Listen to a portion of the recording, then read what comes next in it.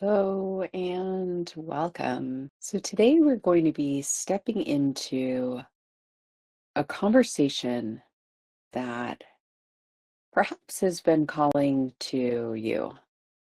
And I know it's been calling to a lot of different people. Sometimes it is just a quiet call, sometimes it is really resounding. We're hearing it echoed in many places of our life, or we're hearing it in a way that feels particularly strong. And this conversation is about the concept of like love and light, in quotes, right? So the concept of love and light as it comes together, the beautiful things that both love and light are, but when it gets used in a way that is not really, it's more superficial than what those words can actually convey. It becomes kind of a cliche. This is like, we're going to love and light it to death, right? That kind of concept. So for many people in the spiritual path, there comes a moment where these kind of platitudes no longer hold our attention. And when there's something more that's calling us, the real work, the deep, raw, uncomfortable work of transformation and spiritual development that demands more than good vibes or good intentions. It demands structure and devotion and a deeper, firmer ground or foundation to stand on. So today we're going to talk about this and also about how lineage teachings, how the ancient rivers of wisdom that are in our world, how that flow through various different spiritual traditions and offer us ground, how they can help us penetrate through spiritual illusion, how they can give us tools not just to ascend, but also to integrate, to embody, to become in a real way that moves beyond these these statements, these idealistic statements. So there's also reasons that we resist this. There are really real fears and wounds that make us shy away from structures and authority or discipline on the spiritual path. And we're going to talk about that a little bit today, too. Bringing it up to be discussed with compassion and to shed an eye or the light of truth on it, and to bring it forward with respect for the journey that each one of us walks. Because beyond this love and light, right, there's something that is so much more lasting, so much more powerful, more real. It's the alchemy of our soul. It's forged through love. Yep. But it's also forged through challenge, through commitment, and through the wisdom of those who came before us. So wherever you are in this process, where you're starting or you're established, this conversation is to support you in finding your way and moving forward on your spiritual journey in a way that is strong, true, resilient, and allows you to be all that you can be. So let's step together beyond the echo chamber of our endless personal development, beyond the fleeting tropes of the new age, and into something much deeper that perhaps, as we explore it, we come to realize is the true calling of our heart and the deeper calling of our purpose. So we live in a time where this conversation matters, because spiritual awakening, as we understand it, and we're going to talk a little bit about what that is it's widespread. A lot of people would say that they've had a spiritual awakening, that they are a spiritual person. That's incorporated into many people's experience, regardless of religious affiliation. And so a spiritual awakening is like the recognition through direct experience of our true nature, right? Or that it's infinite, that it's interconnected, that it's fundamentally rooted in love. And this is the beginning of living in alignment with truth. And so it's a really powerful thing that we come into this spiritual awakening, this spiritual understanding. So, at its essence, a spiritual awakening is the process of waking up from the dream or the illusion that you're only your personality, that your body, that you are your body, you are your thoughts, you are your circumstances. Right? So we start to realize that we're something more than that. And so we're something more than our ego. We feel this, we know this, that we're connected to a deeper source of life, of truth, of love. And that reality is much more vast and alive and sacred than we previously knew it. Now, some people, this is an intrinsic and part of their experience. It's always been a part of their experience. Some people go periods of their life where they're not connected to this understanding, and then it starts to become alive in them. And there's all sorts of experiences that are associated with that. We might get into some of those. But it's an opening of the inner senses. It's a glimpse into knowing that there's more than just what appears on the surface. And so it starts to shift our way of being and knowing in the world. So there's different phases of this awakening. It's a lot of times it's not a sudden aha moment. And like for some people, they maybe are spiritually awake their whole lives. And but it grows in terms of the level, like the amount of awakening, you could say, because it probably more accurately or more often is a gradual unfolding, a series of realizations that deepen over time. And but when people talk about a spiritual awakening, a lot of times they talk about these steps, right? So there's an initial glimpse or like a sudden feeling of connection, transcendence, love, or vastness.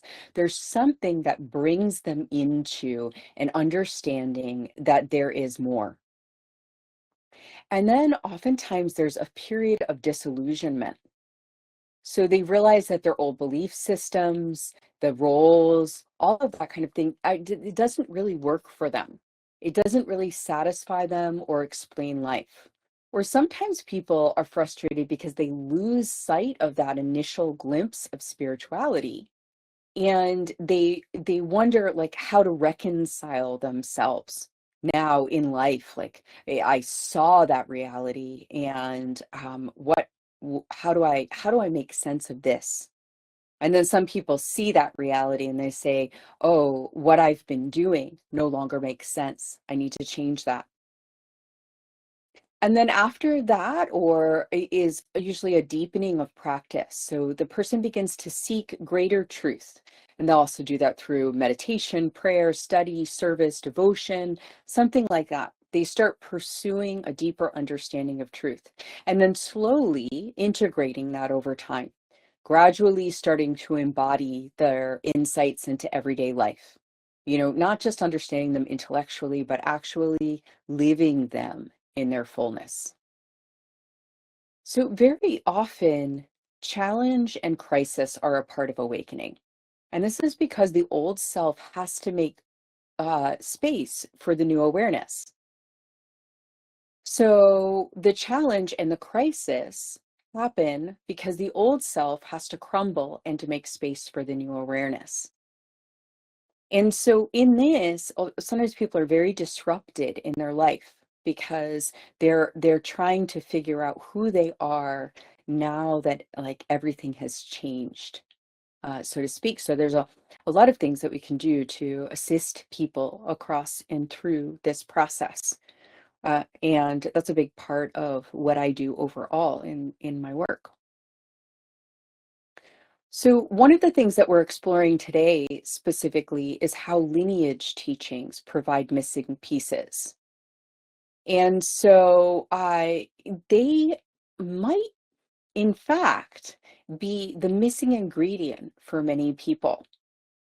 And they matter. They really are the thing that fully expresses the spiritual tenets that we are that we espouse, that we believe in.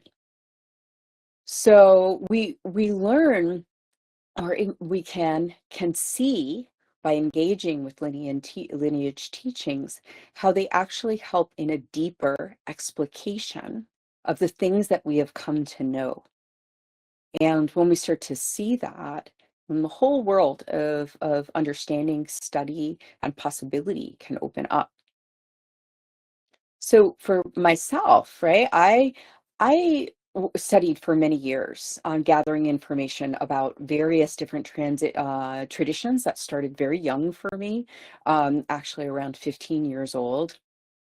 I started gathering various different books and being curious about what the beliefs were of other in other spiritual traditions. And overall, during that time, I was deeply critical of religions and spiritual institutions in general, because I saw that most of the time when when a spiritual practice, a religious practice, became organized, it became dogmatic. And when it became dogmatic, there were significant problems that were in the mix. So I noticed that there was a big difference between spiritual teachings and structure, the structures, the institutions that supported them. And this became something that I was quite critical of. And I shied away from because I didn't really think that it preserved the heart of what the teachings were about. And that was something that was very important to me. So I even over time learned how, like, I learned so much about that, and it was so important to me. It's part of how I taught. So I really taught that we wanted to get as far away from dogma as possible and really reach into the clear, pure teachings. But this actually extended into a criticism of New Age practices as well, because which I would say, like the Love and Light Club, this idea that we can, kind of like make it became like social niceties. It was like the ladies drinking tea, it just came another version of that, was people talking about, like love and light, and they put this really nice polish on everything that was really more of a performance, I thought, than actual spirituality. So whether it was a religious institution or it was New Age practices, I really saw these limitations in the way that people approached spirituality. And so I started to try to find alternatives to it. And so my alternatives became ways of moving into spiritual understanding in a way that is as authentic as possible. That became like a cornerstone of what it is that I was teaching. When I met lineage school teachings, so lineage practices, specifically the lineage of a mystery school, there are 7 different mystery school lineages.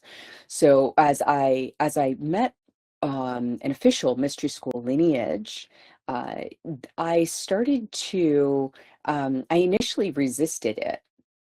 So as I first met that mystery school lineage, I resisted it, and I resisted the teachings because I had so many of these associations, right? I thought that, okay, well, it's an institution and therefore it's full of dogma.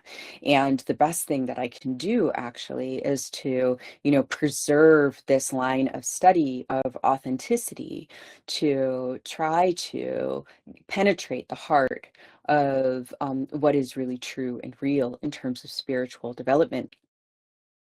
And what happened, though, was I started to see places as a result of what I was encountering. I started to see places where I could become more true, where I could deepen my own understanding. And so that was kind of the first thing that caught my attention, right? Because before, these pathways, they were sort of showing a level of distortion, and so they were pulling me away. But once I started to see that they were actually that there were things in me and the way that I was holding that were actually distortions, I was like, okay, I'm onto something. This is helping, because this is helping me see where I have oversights. And so I started to also see the kind of results that were possible.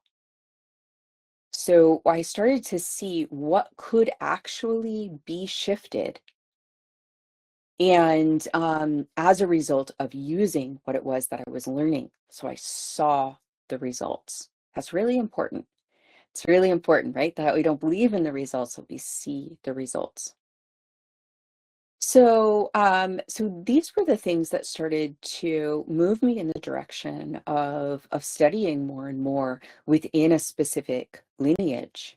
And the results were so powerful that that's part of what I'm talking about today, and part of why I've chosen to work inside of a lineage in order to support people in their spiritual development.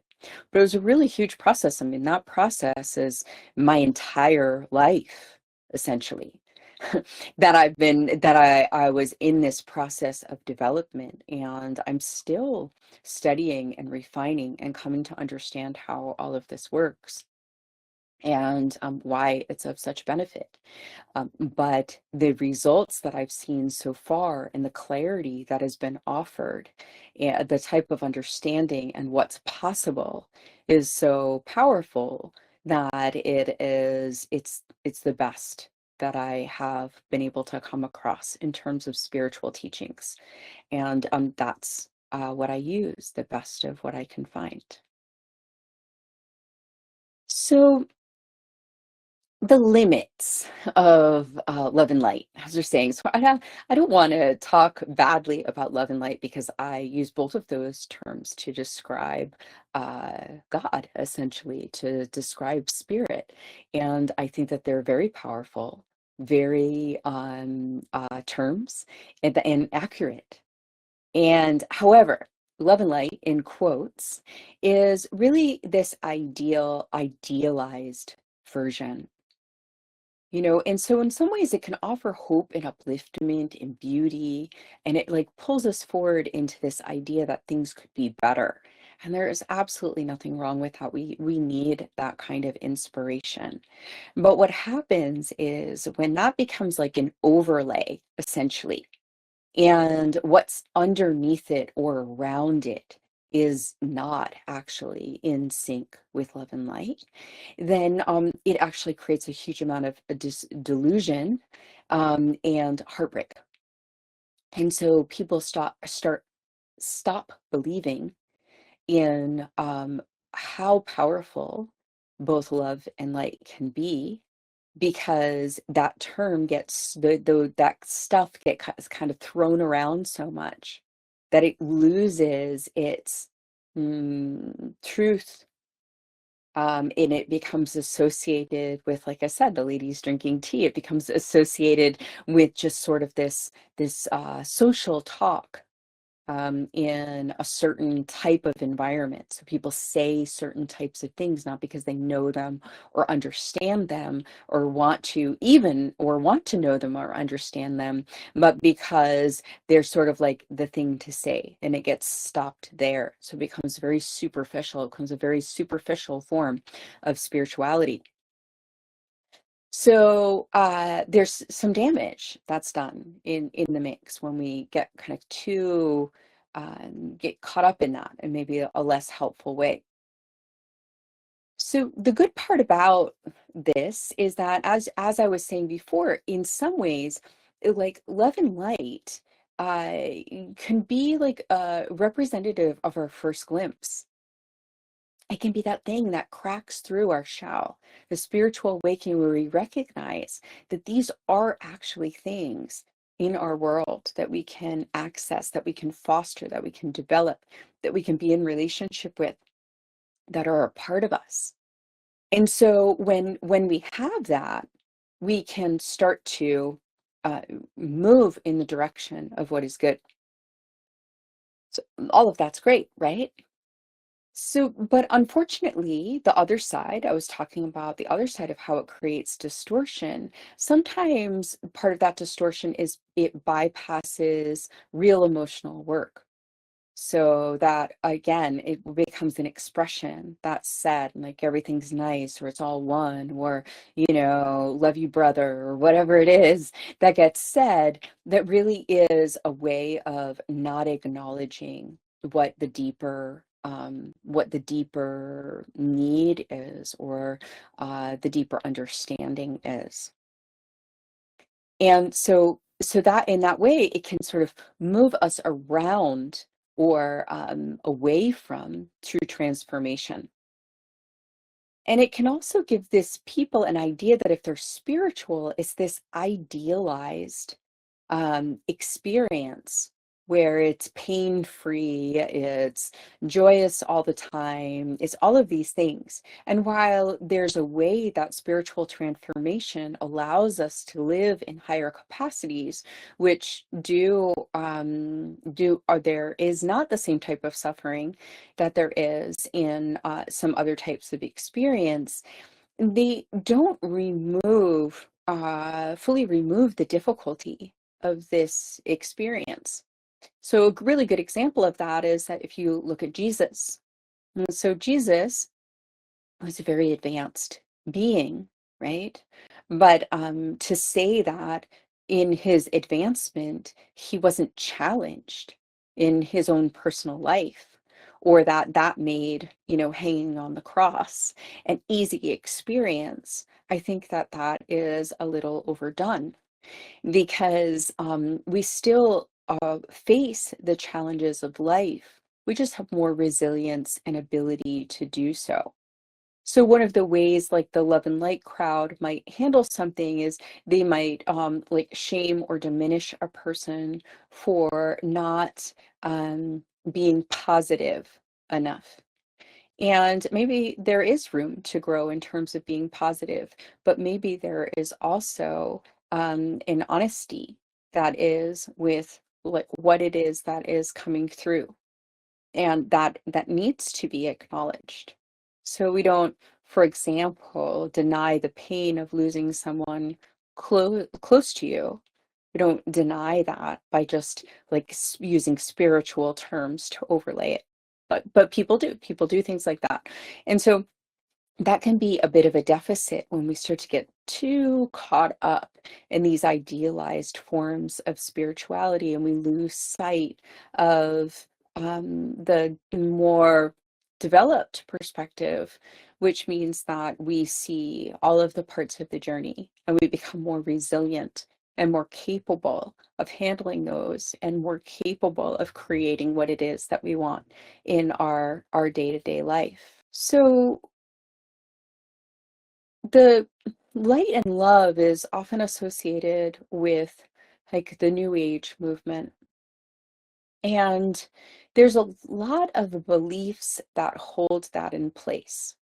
So the beliefs are they're very, very deeply embedded. And each one of those could be a podcast episode. It really worth unpacking. It's very, very valuable information. But I want to switch over here for a moment to a little bit about lineage teachings, and what kind of like how they counterbalance this particular perspective. So one of the things is that they're structured. So there's a roadmap through chaos and change. And that really makes a difference. So it's not just a roadmap that somebody says, hey, this is a good way to go. It's a roadmap that many people have walked over time. And so that helps people be able to find their way through all of the spiritual challenges. And those tools um, should not and do not, good tools, do not obscure the path or kind of, they help us see where we are and how to navigate what it is that's in front of us. And that is, it's much more subtle than we might expect. I mean, or it's both very clear and very subtle at the same time. So there's a way that it allows us, we still don't entirely know, because this journey is one that we don't entirely know the terrain that we're covering, but it does provide us with enough of tools, structure, and pathway to be able to persist and to know that we're going in a direction that will ultimately serve us, which is very stabilizing overall. And the tools that a lineage uses are tools that have been used over and over again. So they have been proven to get results, because otherwise, why would a lineage keep them, right? Because it's like a designed pathway. So it's going to use what is there. Like even if you take something like a field of study like psychology, you'll see that the tools, like every tool, like some tools get held onto because of like academic beliefs, or because of, they get locked into a place in a certain way by a certain group because it has power at the time. Those things happen, right? But ultimately, the tools that are being used are ones that work because the people who are practicing them can actually see whether they're getting results with the people around them. So it's not like unhelpful tools are completely thrown out. They might wind up like slipping in, but mostly through the practice, it's going to be refined and developed, and the tools that work the most for the most amount of people are going to be held on to. In a similar but more evolved way, this is true inside of lineage teachings, in the sense that the tools, because the path has been walked over and over again, there's a lot of people who can look back and say, yep, and this helped, and that worked, and this is, and the things. So there's a lot of markers, and there's a lot of like, here are some of the really good stuff that helped us walk this path. So to make another comparison, it would be like saying, okay, you're going on for a long trek and somebody has gone before and they tell you to bring all of these different things. Well, your trek is going to be unique to you, and you might not use every single thing that you were told to bring, but you are much more prepared bringing something, or like having your list be from someone who has gone before, right? Than trying to figure it out on your own. So this also provides you, the lineage work, right, provides you with a connection to greater forces. And this is the greater forces of the lineage itself. This is the greater forces of the people who have walked before you. And this is the greater forces of spirit. So you are able to be more deeply connected as a result of doing this work or working in this way. And some people will say, well, like, well, why do I need like a middleman, essentially, to bring me into greater connection? And that's not what it is. It's actually a way of being able to develop yourself so that you are in deeper communion. And it's also an acknowledgement of certain types of agreements. So overall, this provides a lot of stabilizing power to a person. So that's part of what is helped, because with all of those things, right, with this, all of those things being beneficial components of studying and working with a lineage. So we have to ask the question, okay, well, if this is actually true, like, why is it that this is not something everyone does? Why is it that there is so much resistance oftentimes to studying within a lineage? What is it that happens that gets like has people stop, before the door and unwilling to kind of move forward in this way? And there's lots of reasons. I'm going to go into a few of them here. So, one of the things is about the misunderstandings about freedom.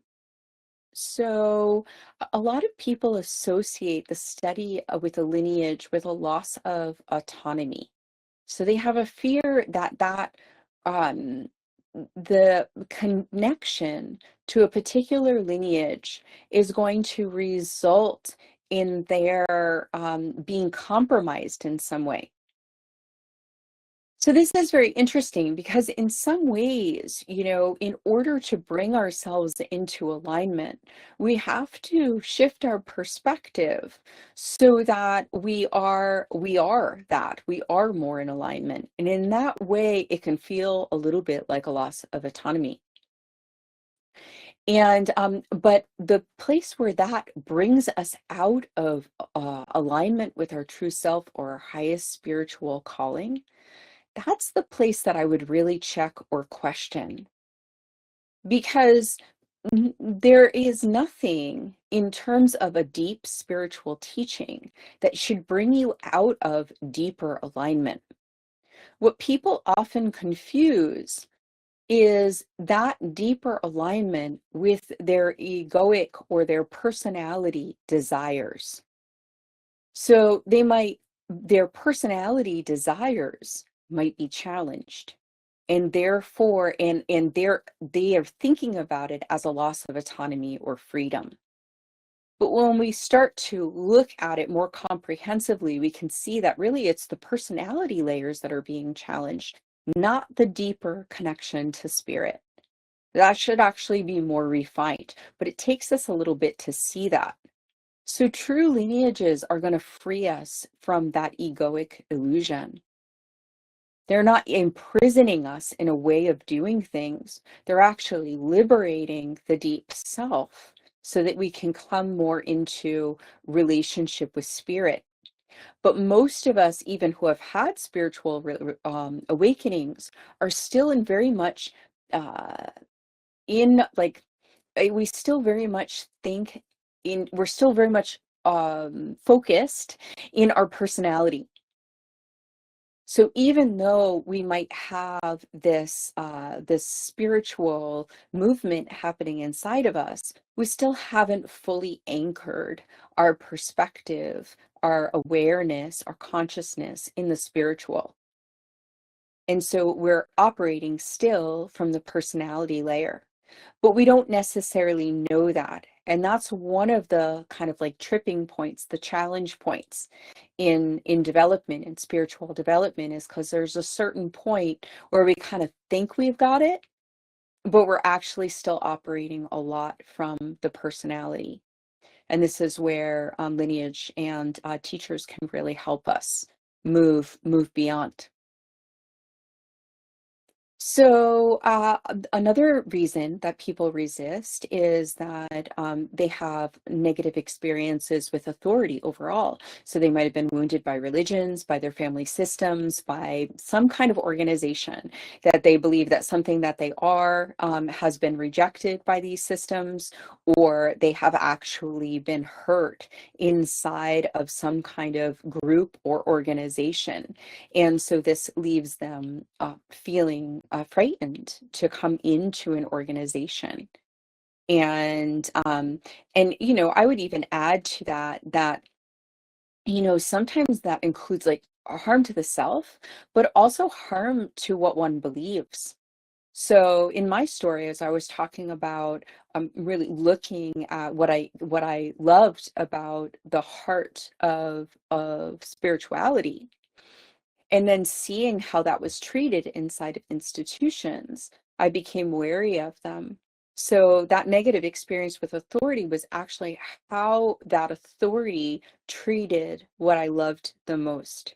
And so I became skeptical of whether or not an institution could actually hold the sacredness that was important to me. Other people have a desire for novelty. They, we kind of, especially Americans, kind of prize innovation over tradition. We want the new thing. We want to be able to do it ourselves. We want to be able to create it. I know that there was a lot of that operating inside of me, that like my desire to create something kind of played into a resistance, because it was like, why spirituality is meant to be evolved. It's meant to have a like the most true face of the moment. And there's some truth to that. It's actually a very important thing that the teaching why it meets the student essentially. However, that doesn't in a lineage, that shouldn't that shouldn't be removed. It doesn't need to be removed. The teachings still need to meet the student. Innovation is still necessary on a certain level that makes it relevant to the current time. However, the deeper teaching that is there, that is what shouldn't be tampered with. And so when we grab from a bunch of different traditions and kind of mush them together, we often lose part of what is most valuable. And so the purpose of a well-held lineage is to hold on to that, what is of deepest value, and to make sure to care for it and to preserve it throughout time, so that we have it to return to, so that we have it to work with. So it has a very specific function. That's not to say that other practices are bad or wrong. That's not really the point. It's clarifying how this is working, the way that the energy is being held, what's accessible through it, and how people can grow and develop in it, rather than saying this is right and this is wrong. So some people, despite what they might say, are actually afraid of the really deep work. So lineage teachings are going to demand real transformation, not just inspiration. And so it isn't about, it isn't about like you just pump everybody up, with some spiritual ideals, and then send them out in the world. Like that's sometimes what people think. And so instead, it's going to like push against those places that are not in alignment with the deepest truth. And that's confronting, and that calls us out of our illusion. And so very often our initial contact with something powerful like this is to reject it, because it pushes against those places inside of us, or those aspects of us that need to change. And so this is very common, and people think, oh, no, no, no, no, I'm immune to that particular thing. And I can almost guarantee that that's not the case, just because of, the work that we all need to do. So that those are some of the reasons why people resist lineages. There's more. There's like a lot that can be talked about inside of this. But it's important just to remember that lineage teachings are not about losing freedom. They're about really being able to remember who we are through walking a tested path, and to be supported in doing that in a way that is really true and in alignment. In that believing that you're on a spiritual path of mastery, but don't need a teacher or initiation, is it's a very high form of spiritualized ego. Because if you look at every master that's been in our world, they have learned from others, and they have received initiation in order to be able to hold what it is that they hold. So when we start to think that we're the exception of that rule, I would just ask why, like like how on what are we founding that belief that we are less in need of that kind of growth and support if we truly want to become masterful, to really advance in the spiritual path, develop ourselves in that way. Then there's a certain point in time where it's necessary that we have this kind of strong holding. And if we don't want that, then it may or may not be something, that is necessary for us. Nobody needs a lineage to believe in God. Nobody needs a lineage in order to worship, or to know what it is that they believe or how they align with the light. Nobody needs a lineage for that. But we do need lineages for our own spiritual mastery and our ability to develop ourselves in our greatest capacity, in the ways that I was talking about. So beyond all of this love and light lies the potential, the real alchemy of our spirit. And lineage can be the bridge that carries us across, through the wilderness, through our illusions, into true knowing. And it's helpful for us to reflect on these different aspects for nothing else than they provide us perspective on our spiritual journey.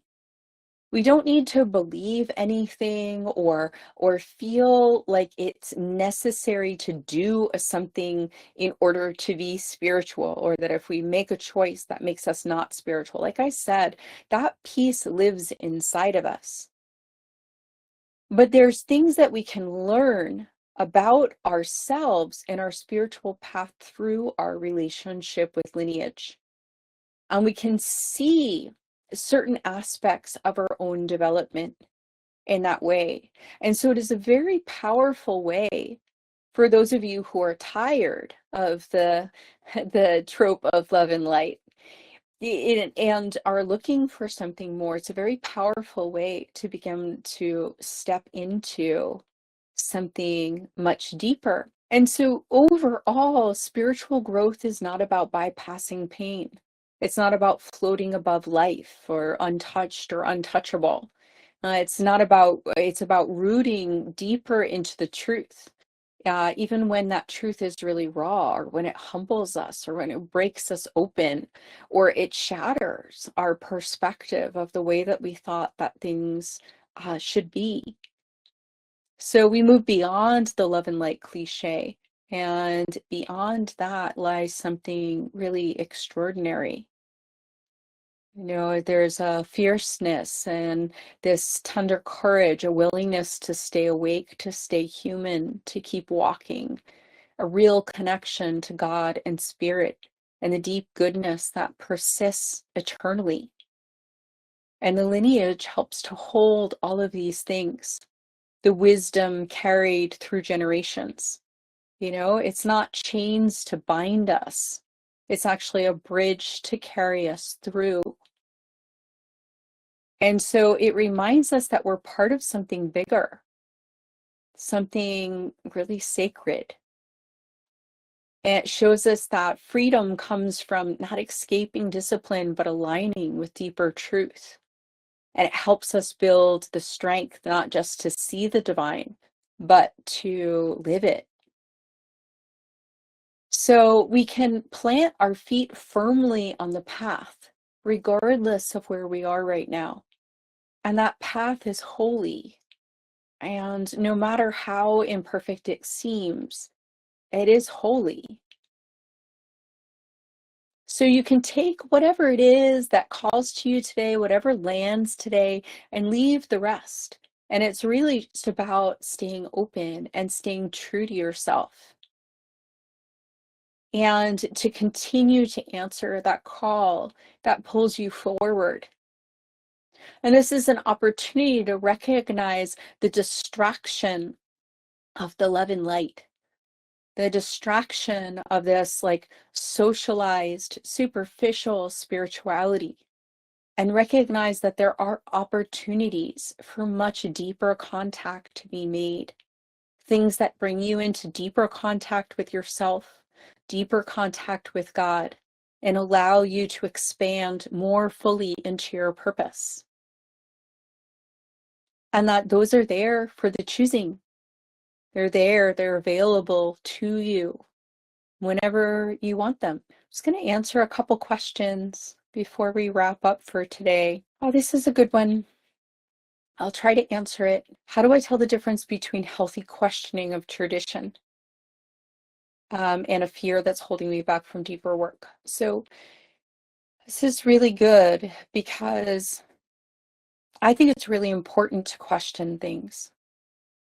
And because I think it's really important for us to know for ourselves. And everybody needs to know on a different level, like in a different way.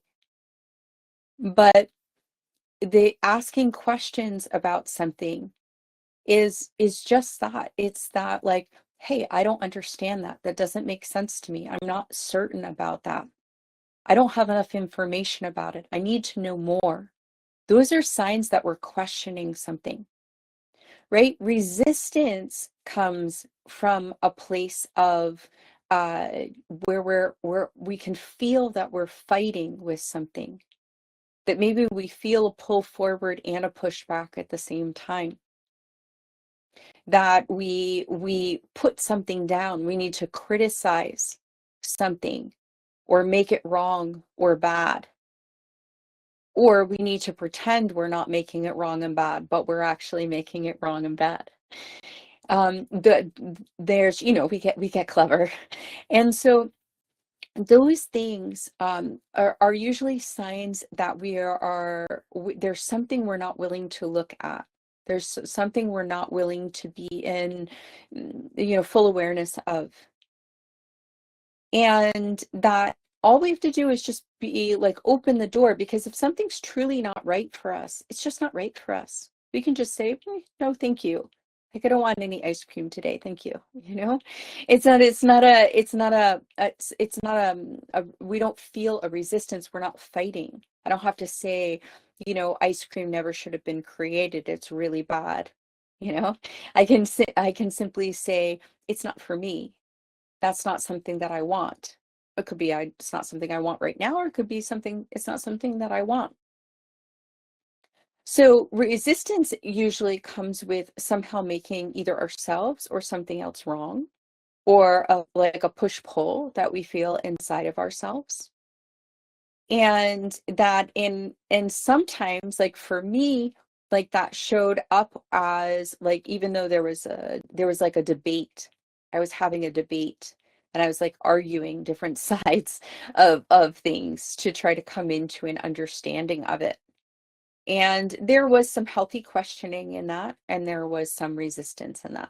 And I guess that would be my closing remark with regards to this, is like, sometimes there's both. Sometimes we are questioning in a way that's really good, and there's also fear that's a part of it. That is part of our spiritual development. It's part of our spiritual development to grow and to question and to maybe move in a direction and then not want that direction anymore. Maybe love and light really worked for a certain period of time. Maybe it allowed a person to open up and start to entertain spiritual realities. And then they reached a point in time, they're like, yep, this isn't enough for me. I need something more. And so they moved on. So we don't have to judge ourselves for these pieces. It's just part of our evolution. And the information is really to provide us with opportunities to be able to grow and to be able to change and to be able to choose new things. And so, when we are moving forward in a way that feels right for us, we usually feel that on the inside. We usually feel good. We feel strong. We feel clear, even if it's difficult. So we start to pay attention to what those cues feel like. That's a very important thing. I've talked about that before.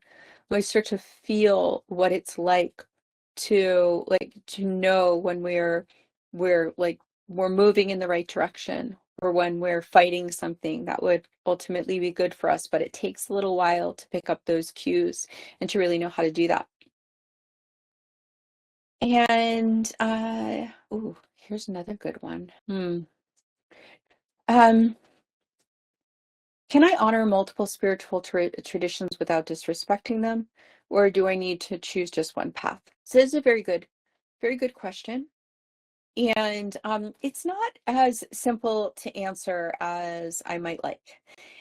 Because, I mean, the first thing is, what does it mean to honor? What are we talking about?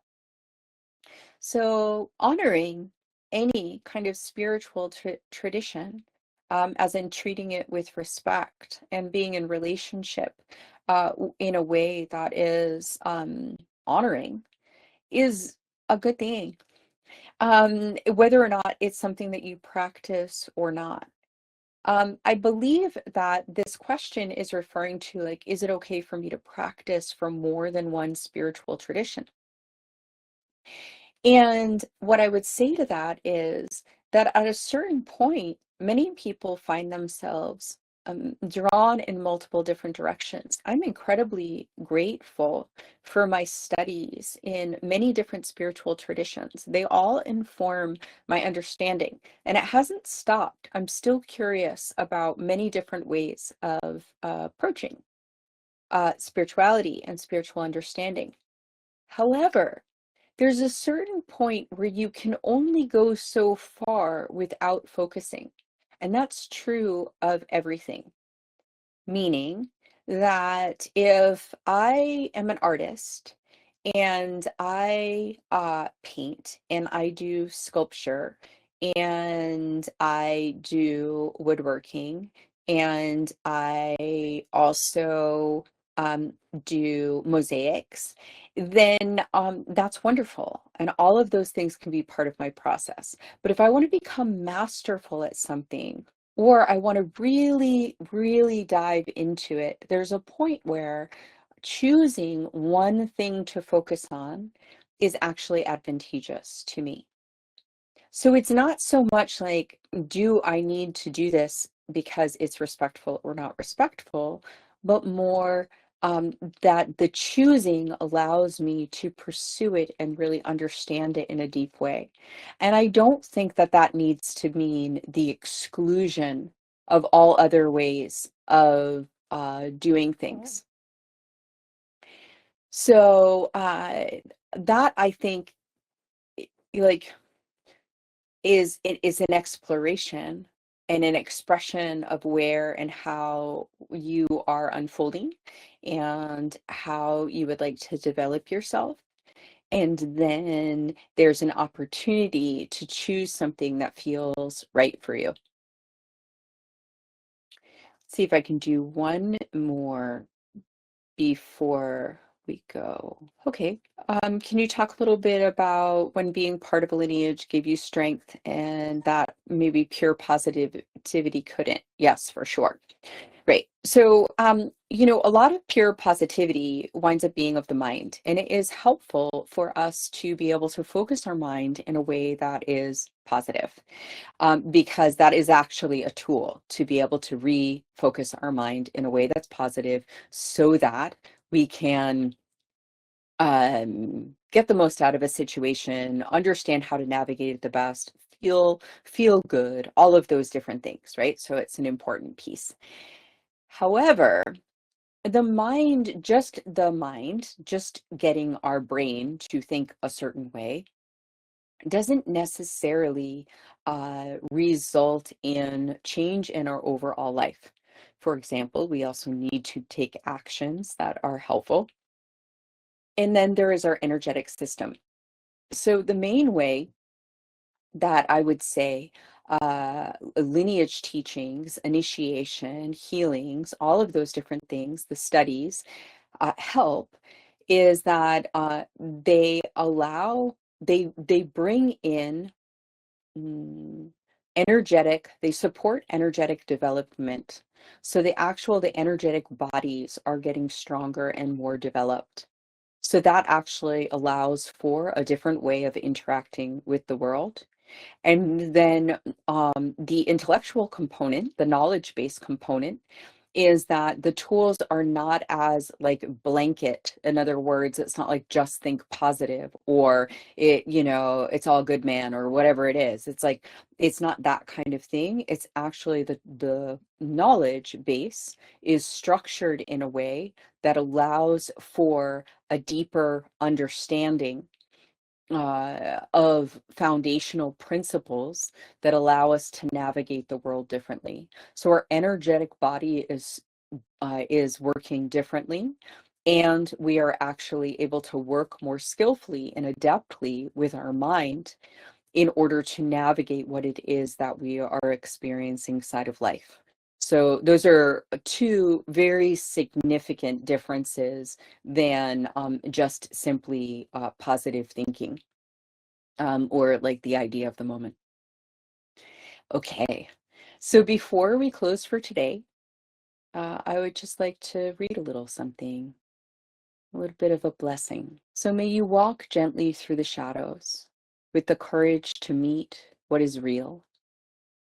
May the wisdom of those who came before you rise up to meet you on the road ahead.